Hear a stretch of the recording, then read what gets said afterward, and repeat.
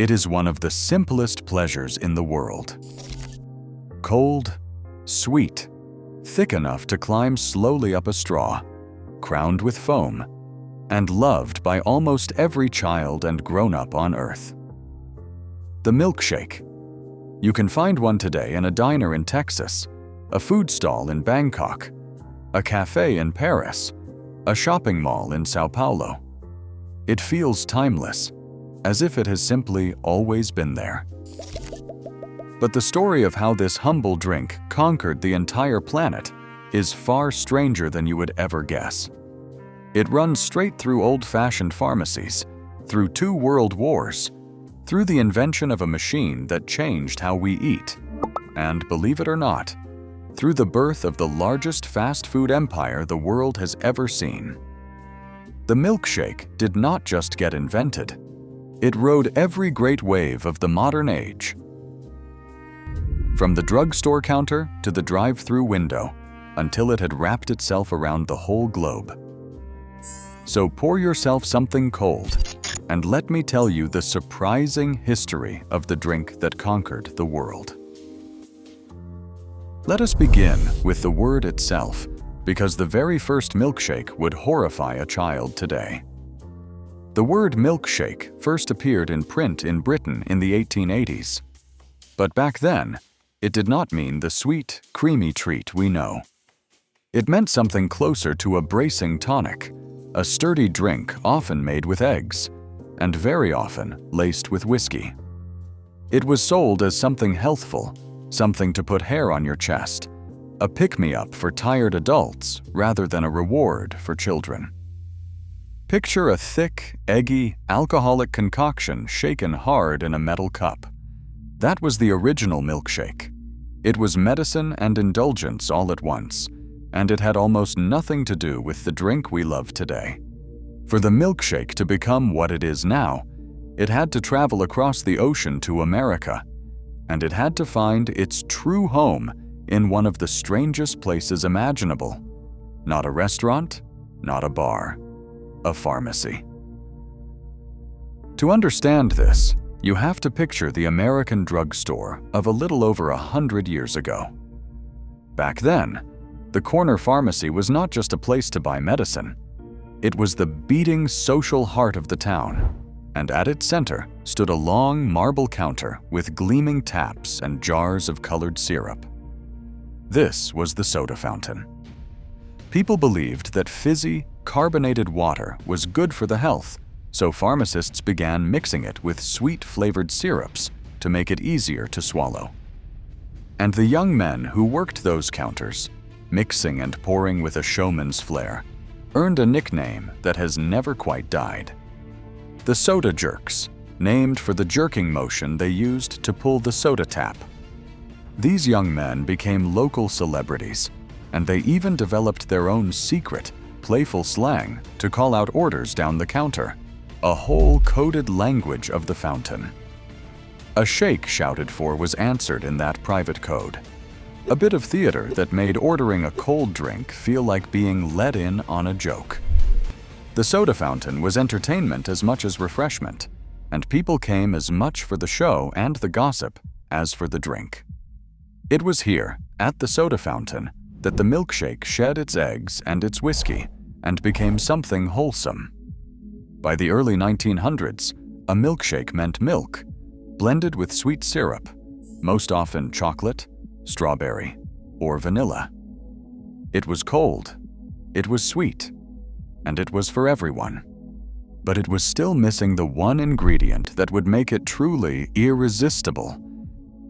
That ingredient was ice cream.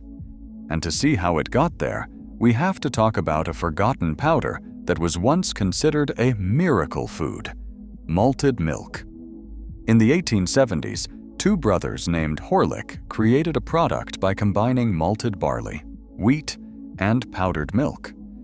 They meant it as a nourishing, easily digestible food for infants and for invalids, for the sick and the weak. It was a health product, sold in pharmacies, praised for building up frail bodies. It was so nourishing and so easy to carry that explorers took tins of it to the ends of the earth. Great polar expeditions packed malted milk for the long trek across the ice, and one famous explorer was so grateful for it that he named a range of Antarctic mountains after the company that made it. Imagine that. A health powder for sick children, carried all the way to the bottom of the world. Its name now frozen onto a mountain range. But that same toasty powder had a warm, wonderful flavor.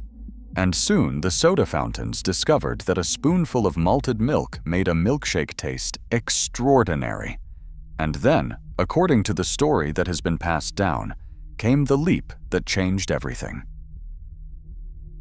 In the early 1920s, an employee at a Walgreens pharmacy in Chicago, a man remembered as Pop Coulson, took the popular malted milk drink and did something bold.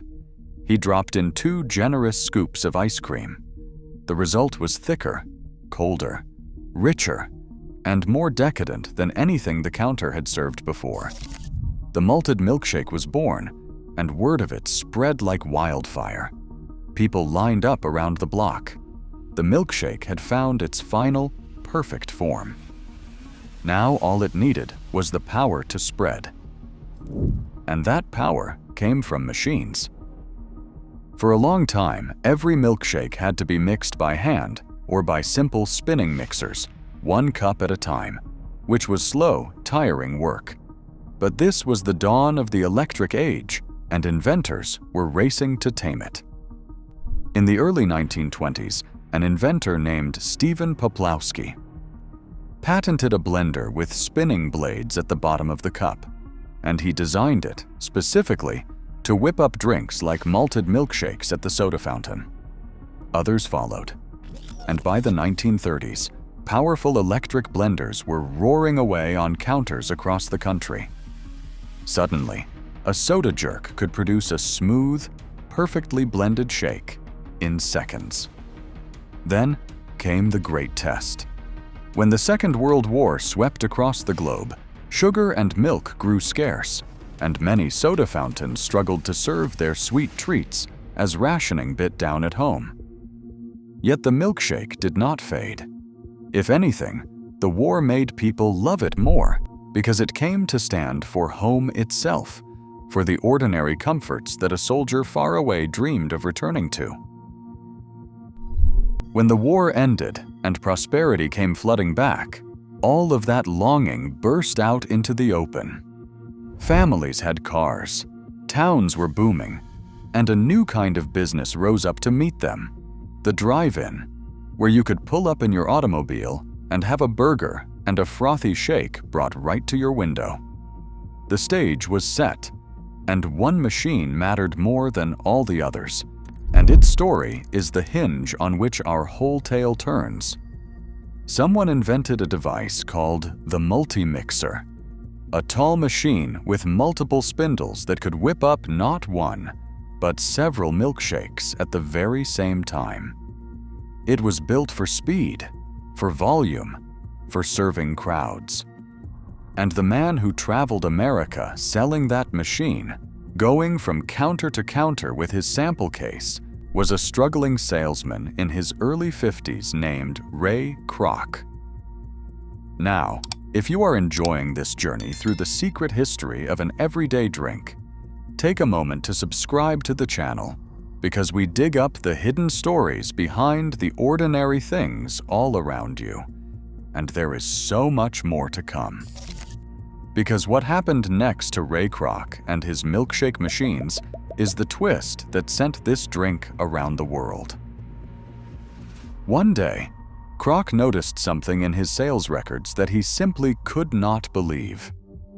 A single small restaurant out in San Bernardino, California, run by 2 brothers named McDonald, had ordered an astonishing number of his multi-mixers. So many, in fact, that the little stand had to be capable of making dozens of milkshakes all at once. No ordinary restaurant needed that kind of power. Baffled and curious, Kroc got in his car and drove across the country to see this place with his own eyes. And what he found there changed the history of food forever.